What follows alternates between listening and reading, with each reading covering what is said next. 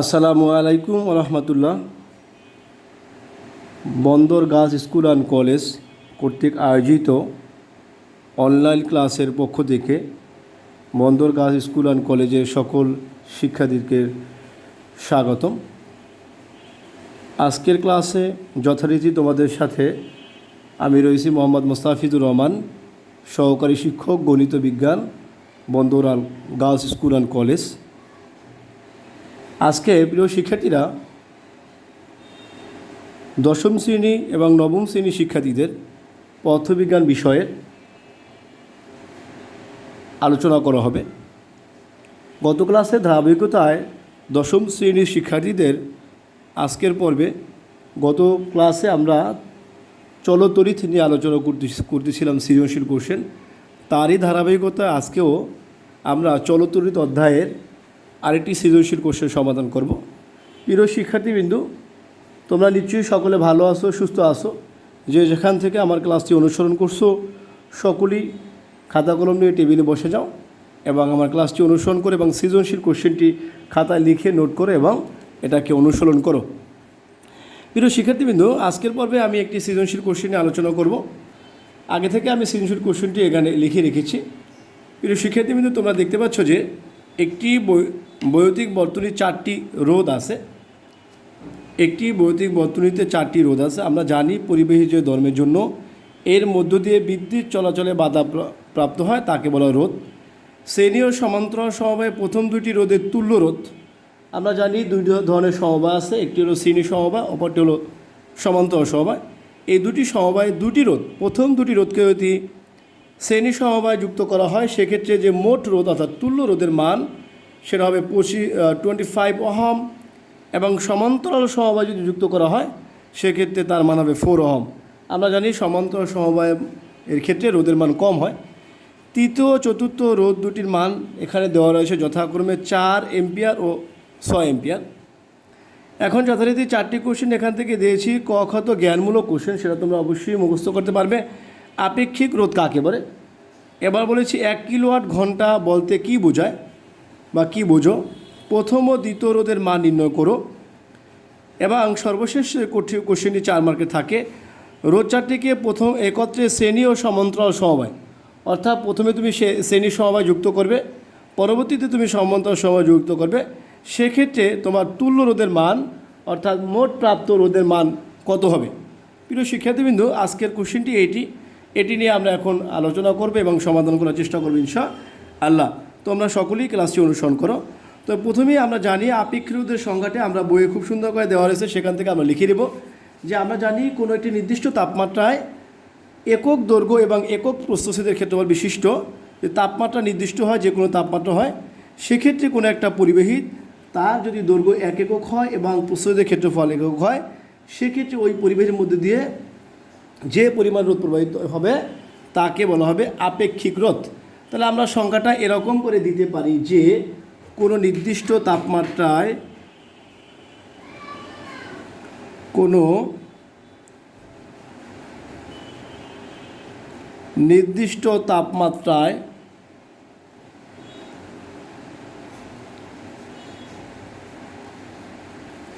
একক দৈর্ঘ্য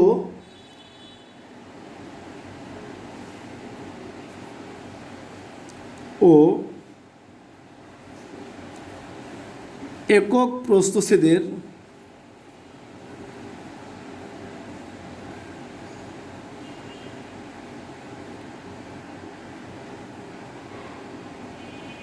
ক্ষেত্রফল বিশিষ্ট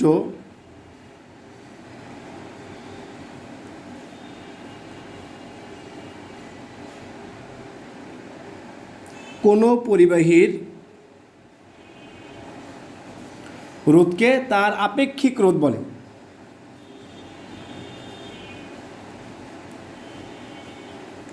পরিবাহীর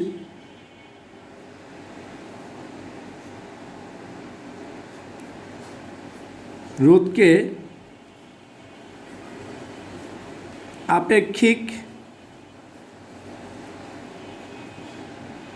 রোধ বলে। একটু বেশি লিখে নাও, একে রো দ্বারা প্রকাশ করা হয়।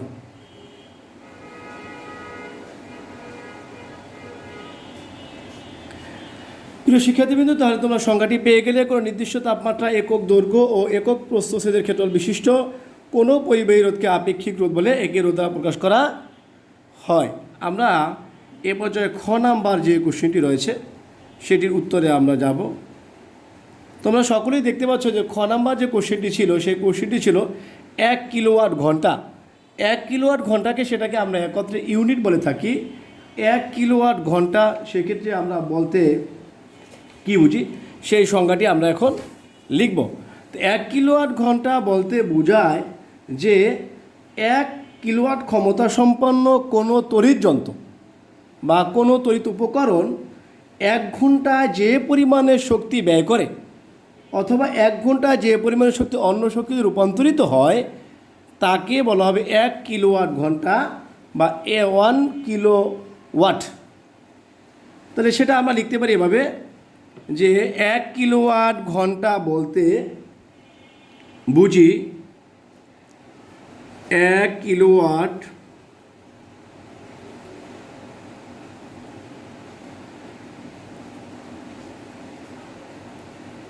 ঘন্টা বলতে কি বুঝি যে 1 কিলোওয়াট ক্ষমতা সম্পন্ন 1 কিলোওয়াট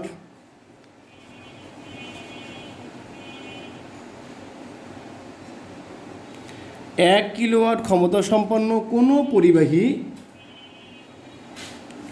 1 কিলোওয়াট ক্ষমতা সম্পন্ন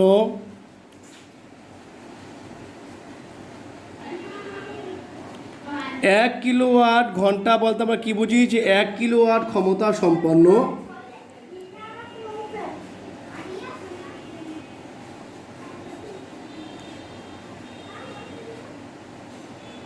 কি লিখব যে 1 কিলোওয়াট ক্ষমতা সম্পন্ন অর্থাৎ যে যন্ত্রের ক্ষমতা 1 কিলোওয়াট সেই যন্ত্র যদি 1 ঘন্টা চালানো হয় তাহলে যে পরিমাণে শক্তি অন্য শক্তিতে ব্যয় হবে অথবা যে অন্য শক্তি রূপান্তরিত হবে তাকে বলা হবে 1 কিলোওয়াট ঘন্টা। বলতে আমরা বুঝি 1 কিলোওয়াট ক্ষমতা সম্পন্ন কোনো তড়িৎ যন্ত্র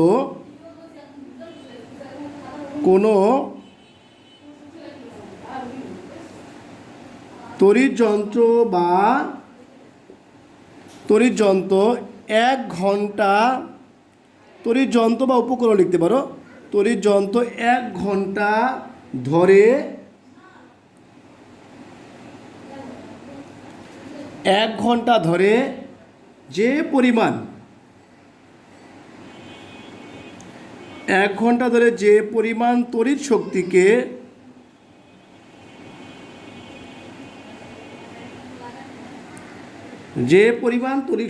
অন্য শক্তিতে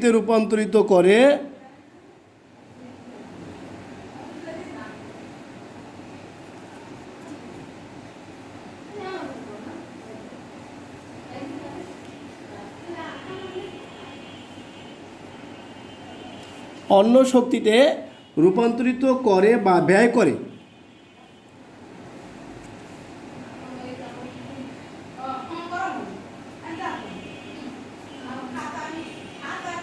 তাকে 1 কিলোওয়াট, আমি সংখ্যা লিখি 1 কিলোওয়াট আওয়ার বলে।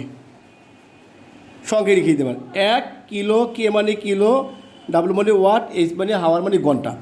তারপর কী লিখবো যে 1 কিলোওয়াট ক্ষমতা সম্পন্ন কোনো তড়িৎ যন্ত্র বা উপকরণ 1 ঘন্টা ধরে যে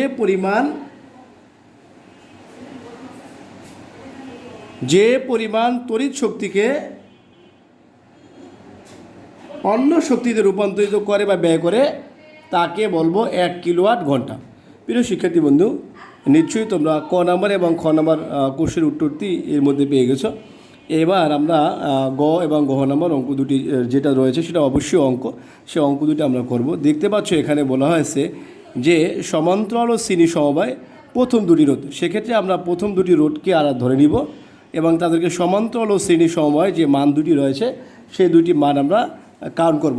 তারপরে আমরা কি করব, সেখান থেকে এই দুটি রোধের মান আবার আমরা বের করে নিব যেহেতু আমাদের 4টি রোধ রয়েছে, আমরা প্রথমটিকে R1, দ্বিতীয়টিকে R2, তৃতীয়টিকে R3 এবং সর্বশেষ যে চতুর্থ নাম্বার থেকে R4 ধরতে পারি।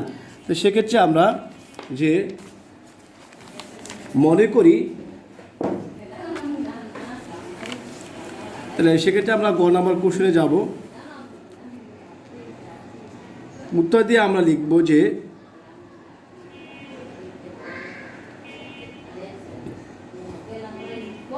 মনে করি প্রথম দুটিরও যথাক্রমে, মনে করি প্রথম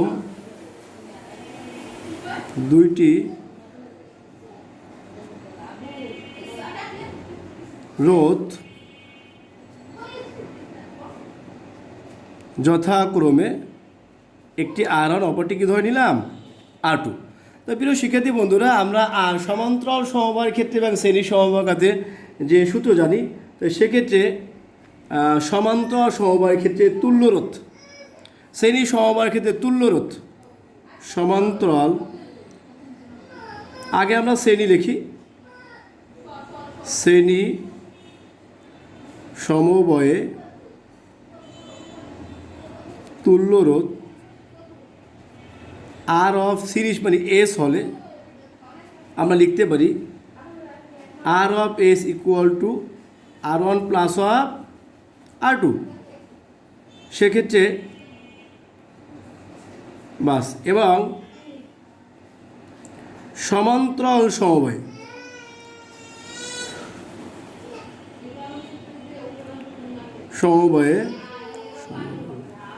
সমান্তরাল সমবায়ে বা সমান্তরাল সমবায়ে তুল্য রোধ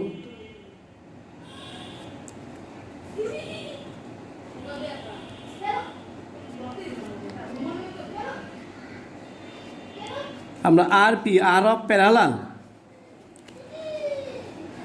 তো সেক্ষেত্রে সূত্র হল 1/RP equal to 1/R1 plus 1/R2 সমান্তরাল সমবায়ের ক্ষেত্রে আমরা জানি। এখন এটাকে যদি আমরা একটু হিসাব করে ফেলি, বা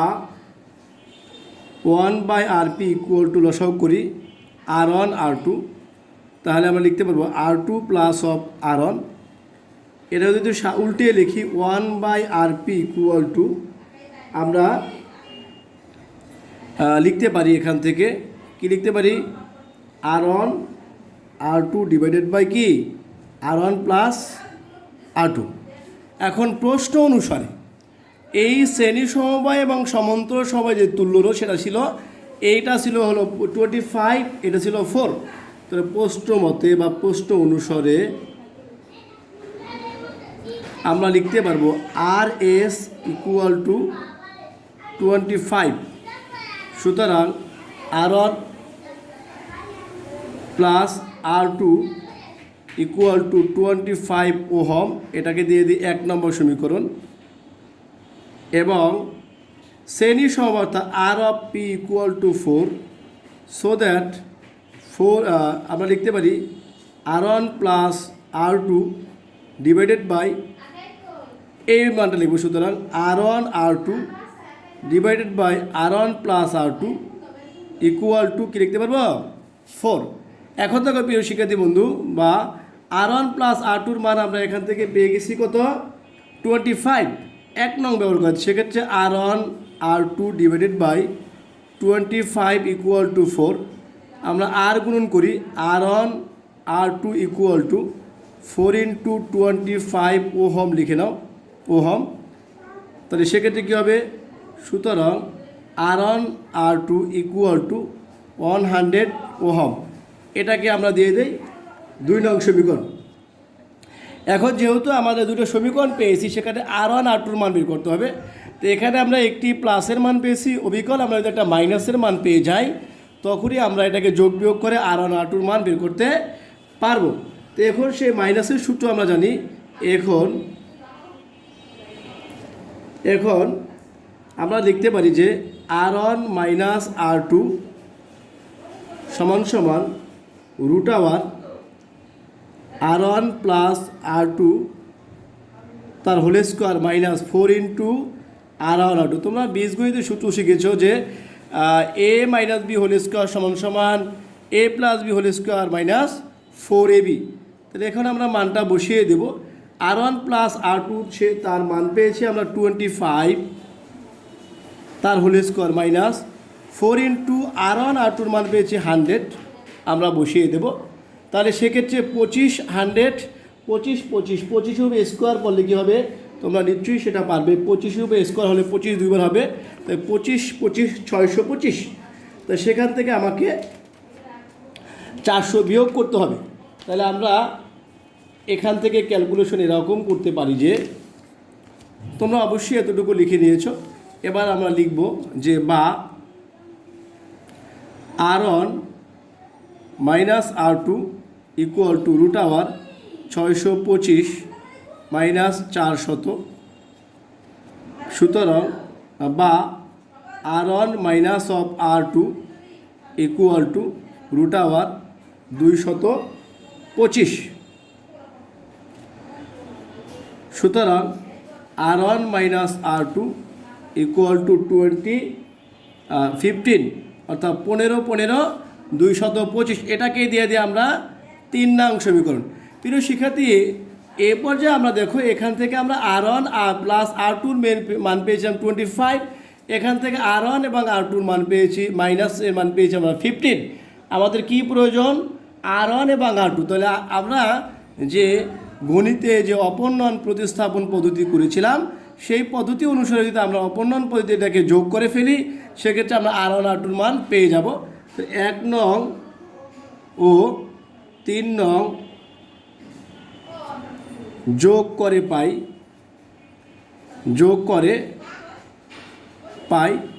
1 নং ও 3 নং যদি আমরা যোগ করি, সেক্ষেত্রে পাবো R1 প্লাস R2, তার মান পেয়েছিলাম 25 of ohm. R1 minus R2 যেটা রয়েছে তার মান পেয়েছিলাম 15 ওহম। এখানে ওহম লিখে দাও। এবার আমরা যোগ করব। তাহলে প্রিয় শিক্ষার্থী, সেক্ষেত্রে আমরা যদি যোগ করলে R1 R2 কাটা 2 ইন্টু R1 ইকুয়াল টু 0 1 এবং 44 ওহম, বা R equal to 40 divided by 2 ohm. সুতরাং R সমান সমান 20 ওহম। তো আর এর মান যদি আমরা 20 ওহম পাই, সেক্ষেত্রে আর এর মান যে কোনো একটি সমীকরণ আমরা বসিয়ে দিলে সেক্ষেত্রে আমরা R2 এর মান পাই। 1 নং এ আর এর মান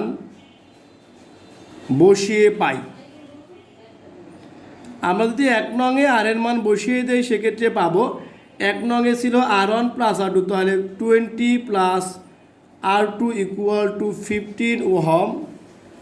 so that R2 equal two 25 minus of 20 ohm. So that R2 equal two 5 ohm. সুতরাং রোধ দুটির মান তোমাদের বের করতে বলছে। সুতরাং প্রথম রোধের মান, সেক্ষেত্রে আমরা R1 ধরেছিলাম, পেয়ে গেছি 20 ওহম, এবং দ্বিতীয় রোধের মান এটাকে আমরা R2 ধরেছিলাম, সেক্ষেত্রে পেয়ে গেছি 5 ওহম। অ্যান্সার। আশা করি তোমরা এতটুকু খুব ভালো করে বুঝতে পেরেছ ইনশাআল্লাহ। এ পর্যায়ে আমরা গ নাম্বার অঙ্ক সমাধানে যাব। তাহলে আশা করি তোমরা এই অঙ্কটি বুঝতে পেরেছো। এ পর্যায়ে আমাদের যে গ নাম্বার অঙ্কটি ছিল, তোমরা দেখতে পাচ্ছ এখানে যে রোধ চারটিকে একত্রে শ্রেণী ও সমান্তরাল সমবায়, অর্থাৎ প্রথমে তুমি শ্রেণী সমবায় এবং পরে সমান্তরাল সমবায় যদি যুক্ত করো, সেক্ষেত্রে তুল্য রোধের মান।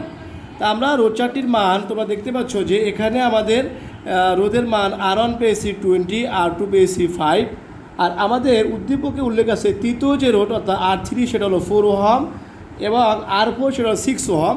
তো সেক্ষেত্রে আমাদের তুল্য রোধ শ্রেণী সমবায়ের ক্ষেত্রে এবং সমান্তরাল সমবায়ের ক্ষেত্রে বের করব। তা আমরা লিখব গ হতে পাই কি পাই, R1 সমান সমান রোধ, R1 সমান সমান 20 ওহম, R2 সমান সমান 5 ওহম দেওয়া আছে।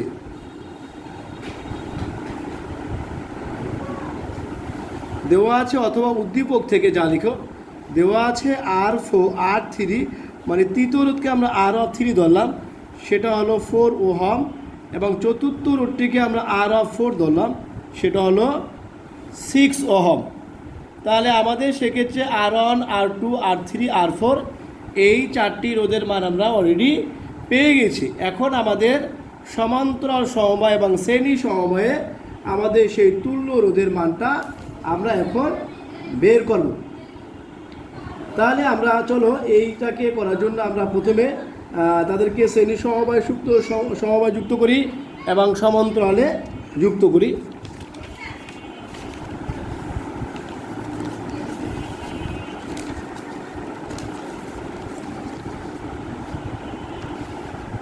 তো লিখব রোধ 4টির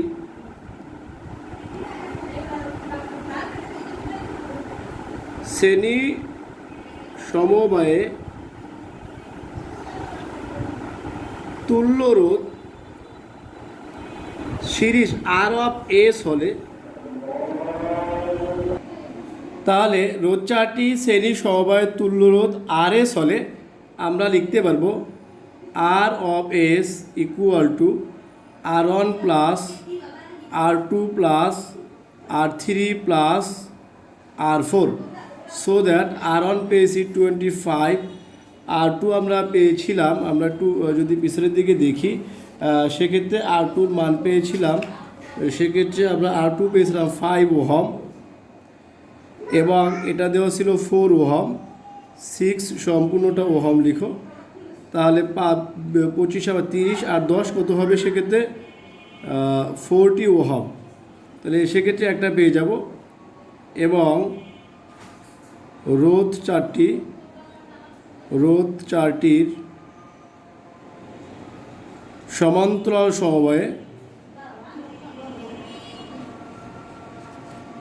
সমবায়ে তুল্য রোধ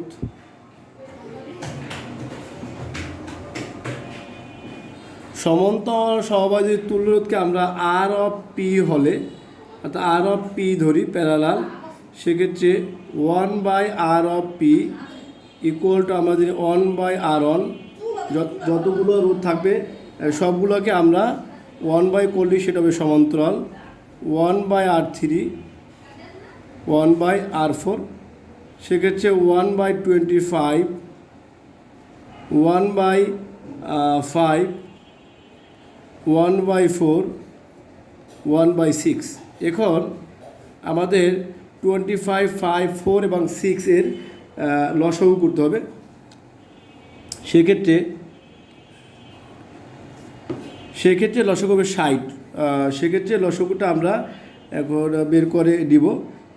বের করে দিলে আমাদের কত হবে, সেক্ষেত্রে আমাদের একটু ভুল হয়েছে, এখানে হবে 20, 25, আর উদ্দীপকটা একটু ভুল রেখেছি, এখানে 25 লিখো, আর 20 হবে এখানে।